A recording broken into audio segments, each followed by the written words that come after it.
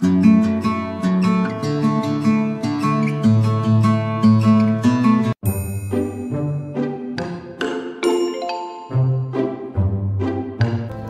po tayong tunay na kapayapaan. Minsan, bakit hindi masumpungan ng kapayapaan ng isang tao? Alam nyo kung anong pinaka-problema ng tao kaya hindi magkaroon ng kapayapaan? Magandang araw pong muli sa inyong lahat. Nagbabalik ang inyong lingkod. Konting kaalaman ulit at gabay sa ating pang-araw-araw na buhay. Talakayin po natin sa maiksing sandali ang pinamagatang God's Formula for Peace. God's Formula for Peace. Isa po siguro sa napakahalagang aspeto na meron dapat ang isang mananampalataya o ang isang tao ay yung tunay na kapayapaan na nagmumula sa Panginoon. Ano po sinasabi ng Bible patungkol sa kapayapaan? Babasahin ko muna yung Romans 5:1. Sabi po ng taga-Roma 5:1, yaman nga ng mga inaaring ganap sa pananampalataya, mayroon tayong kapayapaan sa Diyos sa pamamagitan ng ating Panginoong Hesukristo. Alam niyo po ba mayroon pong dalawang klaseng kapayapaan dito sa Bible? Unang-una, liwanagin natin yung katagang peace with God at saka peace of God. Yung peace with God po ay naganap nung tayo'y nagkaroon na ng solusyon sa kasalanan, namatay ang Panginoong Hesus sa krus ng Kalbaryo. Yung dating taong nahiwalay sa Diyos, patay sa paningin ng Diyos, wala po tayong tunay na kapayapaan. Nung mamatay si Kristo, nagkaroon ng chance na tayo maligtas at pwedeng manalig sa Kanya at pwede tayong mapatawad sa ating mga kasalanan, na-establish po doon yung peace with God. Yun yung sinabi ng Romans 5:1.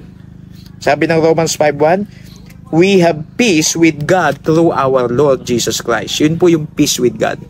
Ang peace of God naman po, ito yung nasa John 14:27. So, peace with God, peace of God. Peace of God, John 14:27, ito'y makakamtan natin once na pinatahan mo ang Panginoon sa iyong puso at buhay. Sabi, my peace I live with you. Special na kapayapaan yun, ipinagkakaloob ng Diyos sa mga sasampalataya sa Kanya. Na kahit na dumaan ka sa suliranin, na kahit na may karamdaman, na kahit maraming hidwaan o pangangailangan, dahil anak ka ng Diyos, haharapin mo yan na nakangingiti ka pa rin, may lakas, may sigla, nandun yung malalim na kapayapaan, kumikilos sa puso mo sa pamamagitan ng Panginoong Hesukristo dahil ikaw ay nananalig sa Kanya. God's Formula for Peace. Ngayon, minsan bakit hindi masumpungan ng kapayapaan ng isang tao? Simple lang. Unang-una, kaya wala kang kapayapaan, nabubuhay ka sa kasalanan. Nananatili tayo sa kasalanan, talamak sa kasalanan, ini-enjoy natin ang kasalanan, therefore hindi natin matanggap at hindi natin makamtan ang kapayapaang nagmumula sa Diyos. Bakit? Kasi ayaw ng Diyos yung kalagayan mo. Kumbaga nag-aaway, hindi magkasundo. Kabanalan ng Diyos, kasalanan. Hindi lang yan. Sinabi sa John chapter 3 verse 36, ang sumasampalataya sa anak ay may buhay na walang hanggan. Ngunit ang hindi tumatalima sa anak ay hindi makakakita ng buhay, kundi ang puot ng Diyos ay sumasa kanya. Pag hindi ka sumasampalataya sa Panginoon, hindi ka tumatalima sa Panginoon, hindi ka sumusunod sa Panginoon, sabi rito, ang puot ng Diyos ay sumasa kanya. Kapag ang puot ng Diyos ay sumayo, hindi ka magkakaroon ng kapayapaan. What else?